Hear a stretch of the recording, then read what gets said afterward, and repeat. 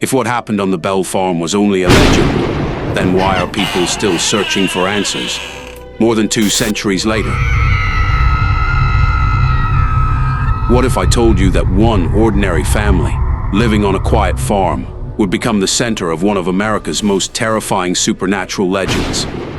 For more than 200 years, people have argued about what really happened on the Bell farm. Some believe it was the first documented haunting in American history. Others insist it was only fear, rumor, and imagination. But no one has ever fully explained the terrifying events that followed.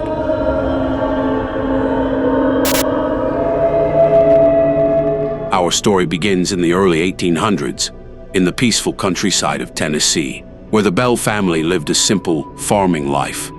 John Bell was known as a hard-working and respected man.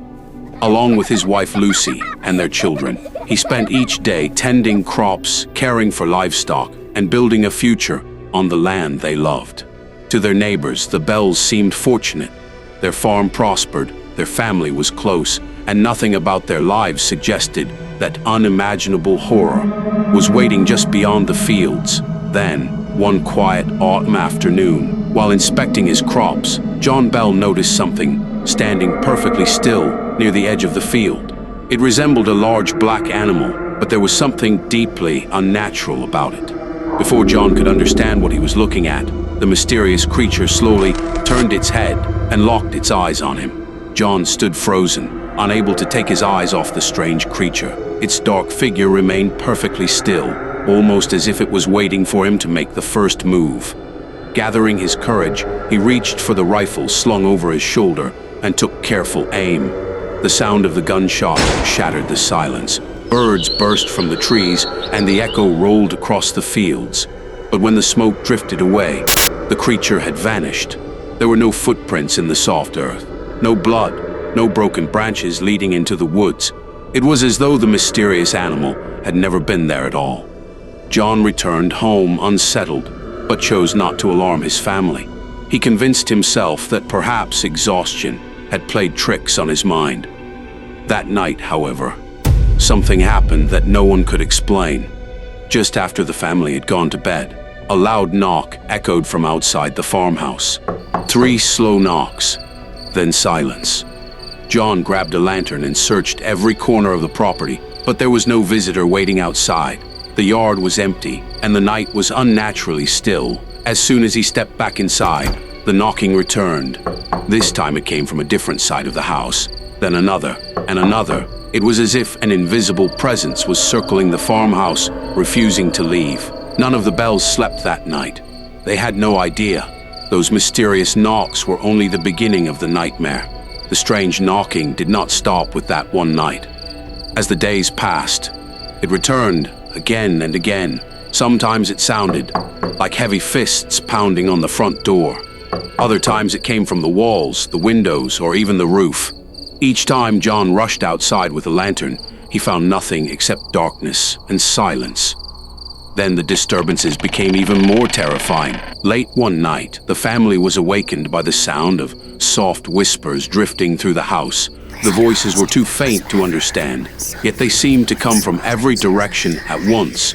Whenever someone tried to follow the sound, it would suddenly disappear, only to begin somewhere else. At first, the Bells believed they could ignore it, but whatever haunted the farmhouse had other plans. One morning, Betsy Bell walked into the kitchen, trembling. A red mark had appeared across her cheek, as though someone had slapped her while she slept. She insisted that invisible hands had pulled her hair during the night, but no one had been in her room. The family tried to comfort her, believing it had been nothing more than a nightmare. The next night, it happened again. This time, the unseen force yanked Betsy from her bed by her hair. She screamed so loudly that the entire household came running. They lit every lantern in the room. They searched beneath the bed, inside the closet, and around every corner. No one was there. Yet Betsy's hair continued to jerk violently, as if an invisible hand refused to let go. For the first time, the Bell family realized they were no longer dealing with strange noises. Something they could not see had entered their home. After the attack on Betsy, fear settled over the Bell farmhouse like a dark cloud. No one wanted to admit what they were thinking. But everyone knew the same terrifying truth. Whatever had entered their home was becoming stronger. Night after night, the unseen force tormented the family. Betsy was slapped without warning. Her blankets were ripped away while she slept, and strange scratching sounds echoed through the walls. The attacks seemed to happen only when the family believed they were finally safe. Then, the impossible happened. One quiet evening, as the Bells sat together in silence, a voice suddenly echoed through the room. It did not come from outside. It did not belong to anyone in the house. It seemed to come from the air itself. At first, the words were little more than whispers. The family could barely understand them. But over the following days, the voice grew clearer, stronger, almost as though it was learning how to speak. Soon, it began calling family members by name. Then, it started revealing secrets that no stranger should have known. Private conversations, forgotten memories, and hidden mistakes that had never been shared outside the family. Word of the mysterious voice spread quickly through the surrounding community. Curious neighbors came to witness the strange events for themselves. Many arrived as skeptics, most left in complete silence. The voice laughed at their disbelief. Then, one night, when someone demanded to know who or what it really was, the unseen presence answered with chilling confidence, "My name is Kate." And from that moment on, the Bell family's nightmare finally had a name. Once the mysterious voice called itself Kate, the haunting became impossible to keep secret. People traveled from nearby farms simply to see if the stories were true. Some expected a prank, others hoped to expose a clever trick. Instead, many became witnesses to something they could never explain. As visitors gathered inside the Bell farmhouse, the strange voice greeted them before anyone could speak. It mocked skeptics, laughed at their questions, and even answered them with unsettling accuracy. Then the activity grew even more violent. Without warning, loud banging erupted from the walls. Chairs scraped across the wooden floor on their own. Heavy footsteps echoed through empty rooms, yet no one could find the source. Some claimed they felt invisible fingers brush against their shoulders. Others swore they heard someone breathing just inches behind them, only to turn around and find nothing. The farmhouse, once filled with warmth and laughter, had become a place where no one felt safe, even in broad daylight. Before long, the Bell family stopped inviting guests altogether, but it made no difference. The unseen presence no longer seemed interested in frightening strangers. Its attention had shifted. Night after night, the voice became crueler toward one person in particular. It insulted him, threatened him, promised that he would never escape. John Bell tried to remain strong for his family, but deep inside he realized the terrifying truth. Whatever called itself Kate had chosen its real target. The terrifying events at the Bell farm spread far beyond the surrounding villages. Travelers carried the story from town to town, each telling adding to the mystery. Before long, the tale reached one of the most famous men in America, General Andrew Jackson. Known for his courage on the battlefield, Jackson dismissed the stories as nothing more than superstition. Determined to uncover the truth, he gathered a small group of companions and set out for the Bell farm. As their wagon approached the property, something strange happened. Without warning, the wheels locked in place. The horses strained with all their strength, but the wagon refused to move. The men climbed down, expecting to find a broken axle or a wheel stuck in the mud. There was nothing. The road was dry. The wagon was undamaged.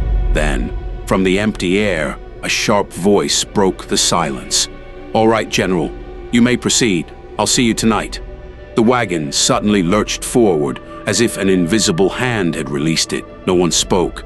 When night fell, the Bell farmhouse became a stage for horrors no one in Jackson's party had expected.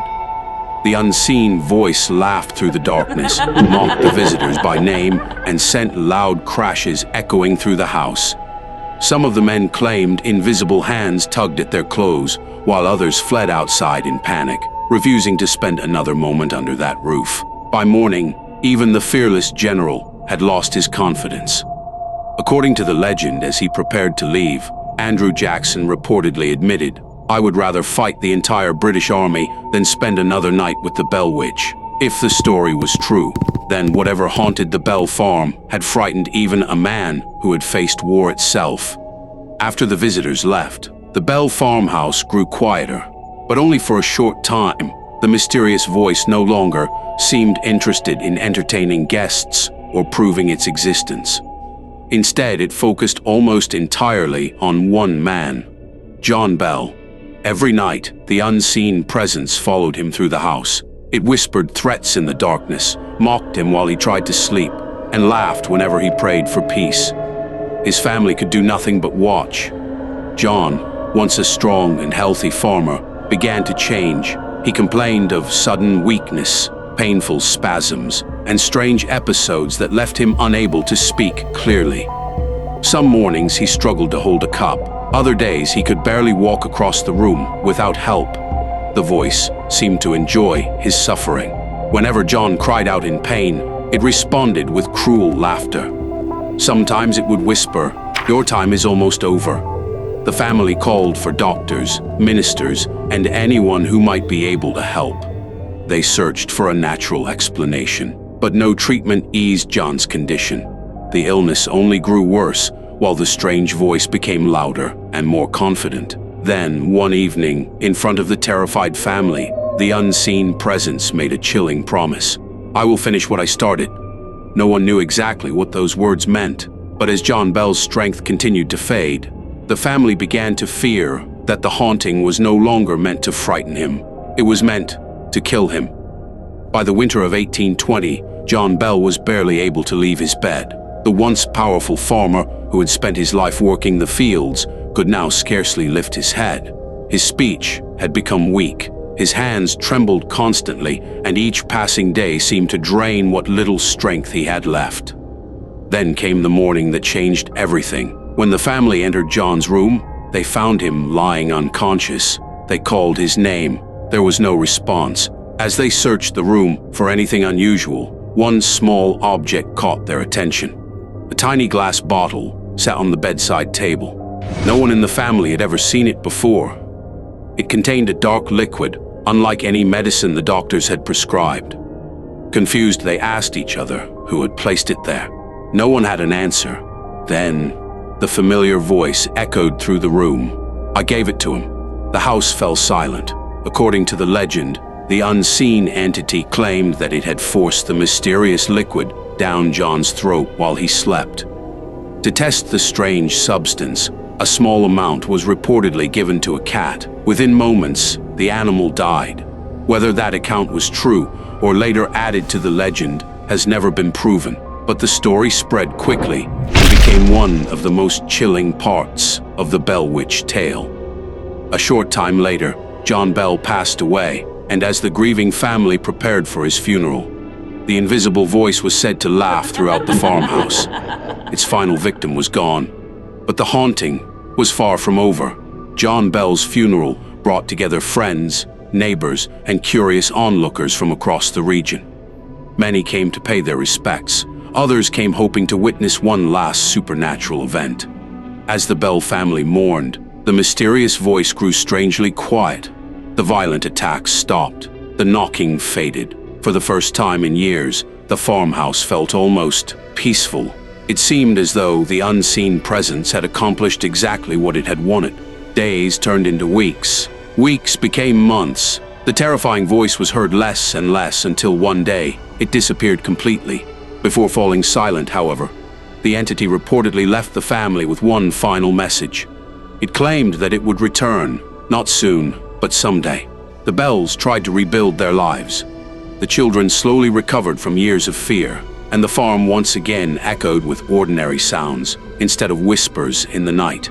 Yet none of them ever forgot what they had experienced. Years later, some members of the family claimed the mysterious presence briefly returned, just as it had promised. Whether those stories were true or simply born from old memories, no one could say. But one thing was certain: the legend of the Bell Witch did not die with John Bell. It had only begun to spread, and before long, people from all over America would come searching for the place where the nightmare was said to have started. More than 2 centuries have passed since the Bell family claimed their lives were torn apart by an unseen force. The farmhouse is gone. The people who lived through those terrifying years are long gone. But the story refuses to disappear. Even today, thousands of visitors travel to Adams, Tennessee, hoping to uncover the truth behind the legend. Many are drawn to the Bell Witch Cave, where some believe the mysterious entity still lingers. Over the years, visitors have reported hearing unexplained voices, sudden cold spots, strange shadows, and unsettling feelings that they could never explain. Others have walked away convinced that nothing supernatural exists at all. Historians point out that much of the Bell Witch story was written down years after the events supposedly occurred. Skeptics argue that fear, exaggeration, and local folklore may have transformed ordinary incidents into one of America's greatest ghost stories. Yet believers ask a different question. If it was only a legend, why has it survived for more than 200 years? Why do so many people continue to visit the place where it all began? And why does the story still leave so many with the same uneasy feeling? Perhaps the truth lies somewhere between history and myth.